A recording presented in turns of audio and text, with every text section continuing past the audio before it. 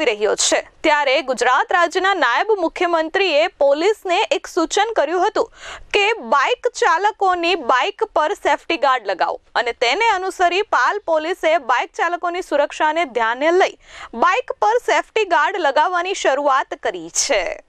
ઉત્તરાયણ પર્વને હવે ગણતરીના દિવસો બાકી છે ત્યારે સુરતમાં પોલીસે બાઇક ચાલકોની સેફટીને ધ્યાનમાં રાખી બાઇક પર સેફટી ગાર્ડ લગાવી તેમની સુરક્ષા સુનિશ્ચિત કરી છે। સુરતના પાલ પોલીસે જિંદગી જીવદે અભિયાન ટ્રસ્ટ અને પાલ પોલીસની ટીમે પાલ વિસ્તારમાં જે બાઇક ચાલકો પસાર થઈ રહ્યા હતા તેમને બાઇક પર સેફટી ગાર્ડ લગાવી અને ઉત્તરાયણ પર્વ દરમિયાન કઈ રીતે સાવચેતી રાખી શકાય તે અંગે માર્ગદર્શન આપવામાં આવ્યું હતું। આ સાથે જ ઉત્તરાયણ પર્વમાં ઘાતક ચાઇનીઝ દોરીનું જો વેચાણ થતું હોય તો તાત્કાલિક પોલીસને જાણ કરવા માટે પણ સમજાવવામાં આવ્યું હતું। ચાઇનીઝ દોરીની ખરીદી કરવી એ ગુનો છે અને વેચવું પણ ગુનો છે, જેથી કરી જો કોઈના ધ્યાનમાં આવે તો પોલીસને ધ્યાન દોરવા પણ અપીલ કરવામાં આવી છે। આ સાથે ઉત્તરાયણ પર્વ દરમિયાન જો કોઈ ઘાયલ પક્ષી દેખાય તો તાત્કાલિક તેની મદદ કરવા માટે પણ લોકોને માર્ગદર્શન આપવામાં આવ્યું છે।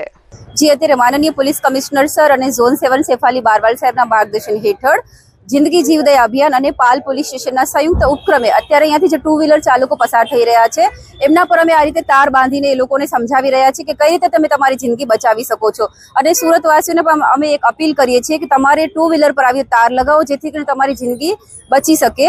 અને ચાઇનીઝ દોરીનું જો વેચાણ ક્યાંય થતું હોય તો તમે પોલીસને ઇન્ફોર્મ કરી શકો છો અને અમે એક વિનંતી કરી છે કે ક્યારે પણ તમે ચાઇનીઝ દોરી ખરીદી શકશો નહીં। આપણે લોકોના જીવ કઈ રીતે બચાવી શકીએ એના માટેનું એક અભિયાન છે। Bureau report S24 news Surat.